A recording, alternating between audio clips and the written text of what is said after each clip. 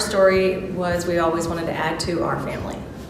And through a series of miscarriages, we were never able to add to our family that way. So good friends of ours actually introduced us to fostering because they were also unable to have children of their own. So they fostered to adopt. And so we actually started the process and became licensed in 2012 and started fostering kids like that very first weekend. And so we've had probably 30 plus kids in that time frame. So that's what actually drew us to fostering. And the need, understanding, when we got into foster care or started the beginnings of it, like going through MAP class and all that, and understanding the need of foster care, like how many kids are in care alone, and like we're from Topeka, Shawnee County, we're like number 2 in the state.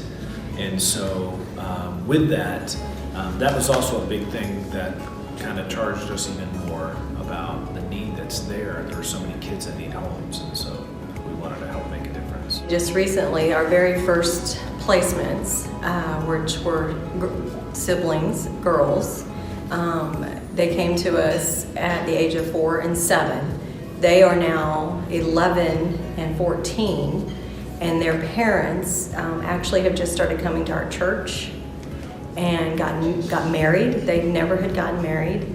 And so now they are with us. I mean, we stayed in contact with them, obviously, after they went back home. And so it was very, very encouraging because that's been the first bio parent that just kicked butt and did what they had to do and got those girls back. Sometimes it's hard to say goodbye, but if you have been able to do a type of mentorship with that bio parent, then you're not necessarily going to be left out of their lives. Exactly. So you'll have that access to them as much as the bio parent is happy to have. So, I mean, yes, it's hard sometimes to say goodbye, but then if you look at it in the long term, that child needs you to show them that love while they're if you look at an aspect like you're an aunt or an uncle type of thing, so when the kids come to you, you're just like a relative and you're taking care of the child till the parent gets them back. And if you have a great relationship with the bio parent, then you're not going to be pushed out of their life. You're actually going to be added to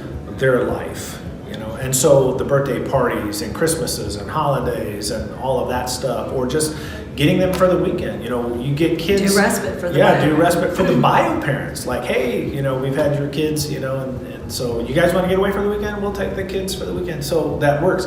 But I think the main thing is too, coming into this, you have to have the mentality that every child that comes to your home, the mentality is they're going home. So it's not that you disconnect with the kid or that you don't have feelings for the kid, but you always have to have in your mind that child is going home. So I just got to have that mentality. But that doesn't mean you're not going to fall in love with the kid. Like, you know, we've had kids that we absolutely loved, you know, and still do, but they went home. But that was the best thing for them, you know. And it's not like it's to the point where it's like, oh, I could never do this again, you know. No, we love the experiences.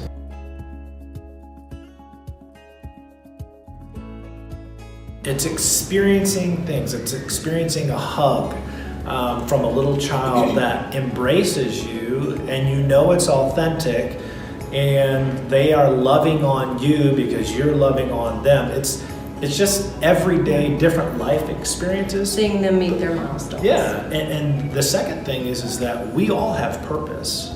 Every individual has purpose.